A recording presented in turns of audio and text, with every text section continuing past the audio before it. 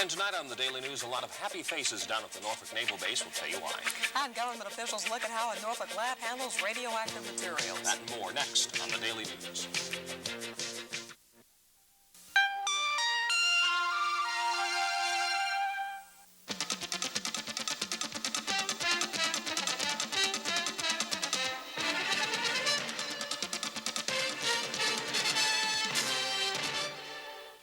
Good evening, everyone. Today was a happy day for the families of those men aboard the carrier group Independence. After 7 months at sea, the ship returned home to the Norfolk Naval Base.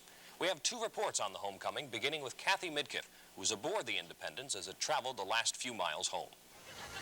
The homecoming began around 8:30 this morning when the 400-man crew of the Harry E. Yarnell docked amid the cheers of loved ones and the strains of music.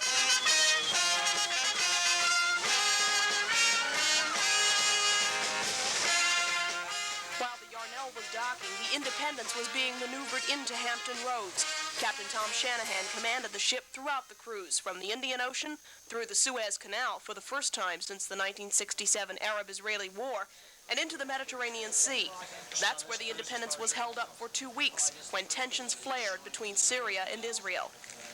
It's always something to be extended, which is not, I suppose, much of a pleasant experience, but the fact of the matter is when you know you're doing something that you think is worthwhile for the country and the nation, it becomes worthwhile. The Independence was at sea during a very eventful 7 months. The crew had to read about the inauguration of a new president, but it was actively involved in the other major news event of the new year, the release of the Americans being held in Tehran. Because the Independence was America's show of strength in the Indian Ocean, while the Americans were coming home. Despite international tensions and a 2-week delay in coming home, morale was said to be surprisingly high among the 5,200-man crew. I think most importantly, we all felt like we were doing an important job, felt like there was a real reason for being there, and we felt like we had the country behind us, and that makes a lot of difference. So. Morale improved significantly as Pier 12 got closer. We're back! Look out! Those who climbed to the ship's upper decks had a bird's-eye view of their loved ones below, and it was only a few more agonizing minutes until the miles and the months melted away. Aboard the Independence, Kathy Midkiff, The Daily News. Susan Boniface spotted her husband, Bill, right away. So did Lieutenant Commander Bill Boniface's oldest son, John, who hadn't seen his father in a long time. When he gets down, when we get home, we're going to play baseball. Second most happiest day in my life. The first was when I married him. Thousands of others like them waved and welcomed their loved ones aboard the Independence as the carrier docked at Pier 12. He's right there!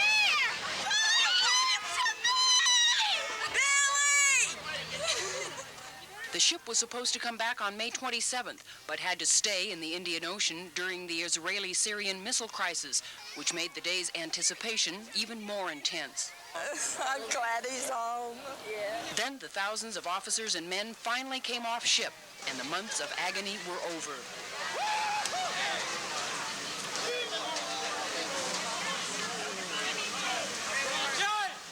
As for the Bonifaces, they'll have at least 30 days to be together, and young John will finally get to play baseball with his father. How you doing, guys? In Norfolk, Penny Williams, The Daily News. Well, the 60,000-mile cruise was not without its anxious moments, especially yesterday, when a photo reconnaissance plane crashed into the ocean 70 miles after being launched from the Independence. Luckily, the pilot bailed out and was not injured. When the crew of the Independence came in this morning, they were no doubt surprised to see one of their sister ships stuck in the mud. The USS Detroit, a 795-foot supply ship, went aground early this morning and is still there, as Joel Rubin reports. The Detroit was returning to Norfolk from routine operations at sea when it went aground, about 3.5 miles off Old Point Comfort. That was at 1 a.m. 3.5 hours later, at high tide, 8 tugs tried to free the vessel but couldn't do it. The decision was made to wait until the next high tide, late this afternoon, to try again. But later, the decision was made to wait until tomorrow morning to give barges more time to remove the vessel's fuel so it could be made lighter. As for the 500-man crew, none of whom were injured, they sat in the hot sun all day and looked on as the Independence and her sister ships passed by. The Navy reports there was no flooding on the Detroit and there was no estimate yet on damage. Why did it happen? One sailor speculated that whoever was piloting the ship was given wrong bearings, An investigation will be conducted to determine the exact cause. The Detroit has been snake bit, suffering fires in 1973 and 74 and colliding with a Navy oiler in 71. This latest episode will apparently be more embarrassing than disastrous. Joel Rubin, The Daily News. The new U.S. Navy must be efficient and effective, nothing less. The words of Virginia Senator Harry Byrd, who today said he supports the president's plan to make our sea power second to none. Byrd told his Senate colleagues that rebuilding the Navy will cost big bucks, but there's no alternative, not the way Russia is expanding its sea power. Byrd said during the past 20 years, the U.S. has cut its active fleet from 1,000 to 460 ships, some of which are pretty old. Coming up, the Nuclear Regulatory Commission visits a Norfolk lab. And the cost of riding a bus is going up.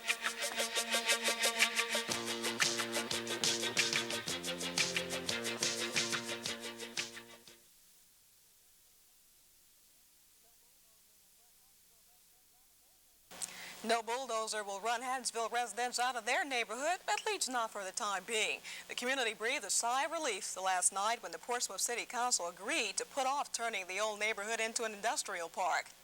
Still no luck in the 4-day-old search for the body of a Hampton man who presumably drowned in a pit near Coliseum Mall Sunday. Hampton divers had help today from a North Carolina man who was brought in with sonar equipment to scan the bottom of that lake. Don Roberts has a report on that search. Hampton Police and Fire Department diving teams have been searching this burrow pit since Sunday evening, looking, so far in vain, for the body of James Briley. The Hampton man, about 20 years old, presumably drowned 3 days ago while swimming with friends. His grandfather, James Darwell of Annapolis, says accepting his death is one thing, but the wait for definite word is especially difficult. It's hard to believe that, that he could end like this and that they haven't found him yet. I just hope they find him. Briley's apparent drowning only highlights the fears of safety officials. They, along with the property owner, claim to have almost exhausted efforts to keep people out of the water. They climb over the fence, they cut holes in the fence. The owner of the property even put a trench around his back up towards the entrance, and they just fill the trench up and then drive across in their cars. Sunday, this boy drowned. And now they're having, they're talking about blocking it off so nobody can come swimming out here. But it's not going to work because, it's summertime, it's hot. Kids running all the way around it, and it's going to be people out here. There's people out here last night, bodies still floating underneath the water. This privately owned burrow pit remains off limits to the general public, though people continue to swim here anyway. This lake is also the scene of regular summer weekend ski competitions, one of which will be held this weekend. It's not known if that event will be postponed if the body is not found by then. In Hampton, Don Roberts, The Daily News. Newport News police broke up an alleged prostitution ring last night with the arrest of a Virginia Beach man. 37-year-old Robert Moody was charged with aiding and abetting prostitution. Another beach man, Edward Bell, is still being sought. Police made the arrest after plainclothes female officers were told during a job interview that they could earn extra money, a car, an apartment, and clothes in return for sexual favors. The men ran the Peninsula franchise of the American Trade Exchange, which offered to barter services between businessmen and other professionals. More than 20 mines run by the Clinchfield Oil Company were shut down today when union miners refused to cross a picket line set up by striking construction workers. 3,600 UMW miners are honoring the line set up at 5 companies owned by the Pittston Company, the same firm which owns Clinchfield Coal. We have a follow-up report on those Norfolk school children exposed to vials that once contained radioactive materials. Our Mike Deason has learned that the Nuclear Regulatory Commission has cleared Eastern Biological Laboratories of any wrongdoing in the incident, though some test vials will be examined. An NRC official examining the lab today said the company is using proper safeguards for disposing the material. The fact that none of the children showed any harmful effects after being exposed to the vials that were once radioactive was no surprise to Jim Rosenbaum, the president of Eastern Biological Laboratories. The lab runs a variety of tests for hospitals, doctors, and nursing homes, and according to Rosenbaum, goes to great lengths to ensure that no hazardous materials go out. All of the products which are disposed of with any biological hazard will be either sterilized or autoclaved or disposed of in some proper manner. The autoclave is a machine that kills germs that were once in the vials by using pressurized heat of 250 to 270 degrees. As for the radioactive materials that Eastern Biological uses, they are stored after use until the materials are no longer radioactive. And according to Rosenbaum, then thrown away only after it's safe. All the material that goes to the dumpster is free of any biological hazard. And finally, to ensure that kids never get into the lab's waste products again, Eastern Biological Laboratories has taken one final step of precaution. They've ordered brand new Dempsey dumpsters with locks on them so that the only people who get inside will be those authorized to do so. In Norfolk, Mike Deason, the Daily News. Still to come, we'll look at the state's Republican Party ticket. They're out pressing the flesh today. And some like it hot. Jim has the hot, muggy forecast when we come back.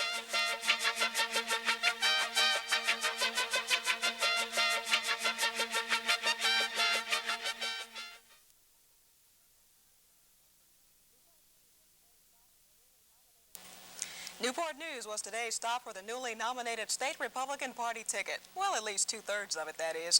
Gubernatorial candidate Marshall Coleman and his running mate for Attorney General Wyatt Durrett greeted workers at the Newport News shipyard this morning, then attended a breakfast and press conference at the Ramada Inn. Coleman was asked if he'll give in to suggestions that he resign his post as Attorney General now that he's officially campaigning for governor. Still going to remain in office. The criminals don't quit committing crimes during election years. Laws are still broken in election years, and I'm not going to walk away from the job that the people of Virginia elected me to do. The GOP's candidate for lieutenant governor, Nathan Miller, wasn't able to be in Newport News today. It was his nomination at last week's convention in Virginia Beach that caused the most party dissension. Many top Republican leaders, including former Governor Mills Godwin, supported Newport News State Senator Herb Bateman for that post. Godwin was visibly angry when Miller was chosen on the fourth ballot, but Miller said today that Godwin has written a letter giving his full support to the entire Republican Party ticket. In the letter, he said, quote, "I feel sure you know that I will stand by my statement made prior to the convention, that I intend to support the nominees of my party for governor, lieutenant governor, and attorney general." Today's weather was almost a carbon copy of yesterday. If you're wondering how long this hot, muggy spell will continue, here's the man with the answer, Jim Smith. Thank you, Diana. I do have a little bit of good news. Tomorrow is going to be a bit cooler. However, we're going to have a lot of thunderstorm activity come through the area tonight. We've had our front that moved south of us for early this morning. It moved to the north again, giving us a very hot, humid conditions. And now we have a low just to the north of Washington and a cold front extending on down through southern Kentucky. This shows up very nicely on color radar. The National Weather Service Patuxent River radar shows a good band of radar or rain echoes extending from New Jersey right through Washington, D.C. and on out to the west. Today we had a high of 94 degrees. Our low this morning was 75. Currently we're 92. The humidity is 54%. The barometer is 29.59 inches of mercury. It is steady, or rising, I'm sorry. No precipitation in the last 24 hours except for very light showers scattered around the area, mostly to the north of us this morning. Currently, regional conditions show Norfolk with 92 degrees, on the peninsula 91, Oceana has 92, Elizabeth City 91, Cape Hatteras, no report from them tonight, and at Tasley 85, Richmond 90, 91 in Washington, and a cooler 84 degrees at Roanoke.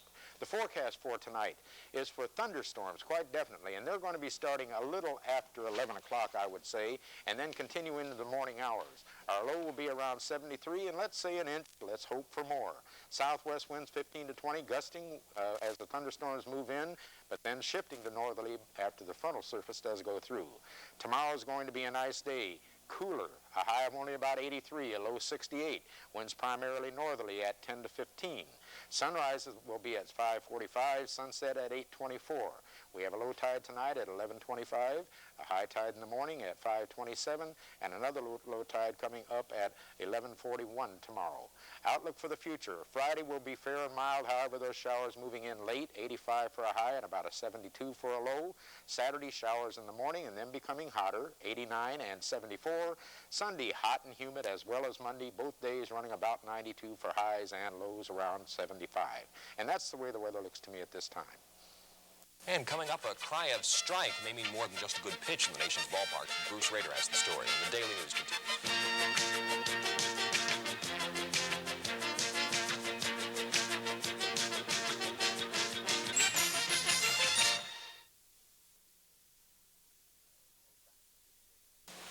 back to court in the Major League Baseball dispute today. Bruce Rader has all the latest. Well, Bob, the story just broke about, 3.5 hours ago. Federal Judge Henry Worker has ruled that the baseball owners are innocent of charges that they bargained unfairly with the players. So the request for an injunction that would have postponed the baseball strike was denied this afternoon. So everything now points to the players going on strike, and I would say it'll probably happen in the next 48 hours. Now, the players still feel that the owners are pushing for the strike. The owners do have insurance in case a strike is called.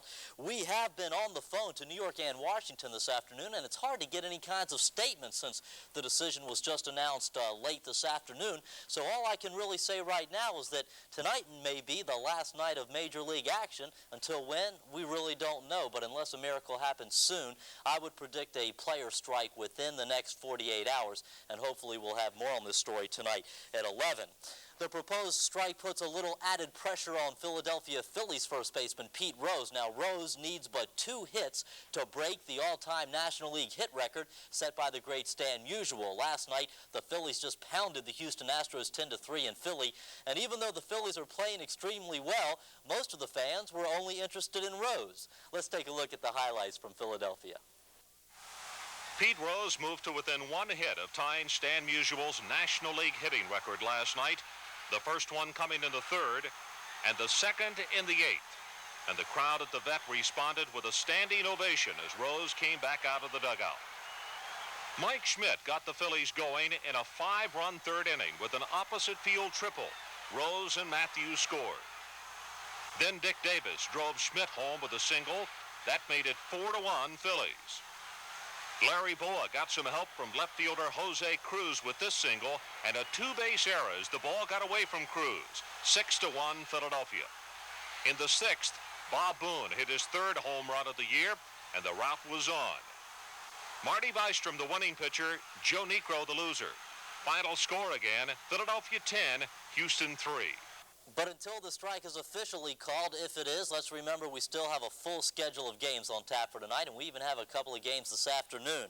The Chicago Cubs, the worst team in the majors, they're trying to play some quick catch-up ball. They swept a pair from the San Francisco Giants, completing a suspended game from yesterday with a 2-1 win. And then in the second game this afternoon, the Cubs also came through, winning that one 7-4. And in the American League, a late afternoon game, it's still going on. The Baltimore Orioles lead the Oakland A's 2-0, that game in the 3rd inning. You know, back to the strike talk for a moment. If a strike does come, it will not affect the minor league baseball leagues, meaning the Peninsula Pilots and Tidewater Tides should get a lot of attention. Speaking of the Tides, they received bad news last night when their leading hitter, Gil Flores, was called up to New York to replace the injured Joel Youngblood. Now the Mets say, late this afternoon, that they won't add Flores to the Major League roster, so if the strike does come, Gil will be sent back home. The Tides are only a game and a half out of first place in the International League, behind defending champion Columbus, behind the Tides, Syracuse, Rochester, and Richmond. And for our guests from out of town and our local anglers, if you think today was a bad day for fishing in Tidewater, wait till you hear about tomorrow. Our fishing computer shows that from 2 to 4 a.m. is really the only good fishing time at all in the Tidewater area tomorrow. The rest of the day, forget it. Just a plain bummer. Stay inside, watch the soaps. I mean, it's even too hot for the fish out there, Bob. And also, we're going to talk to Jack Nicklaus tonight about the U.S. Open at 11. All right, that was bad news. We have bad news about bus fares coming up.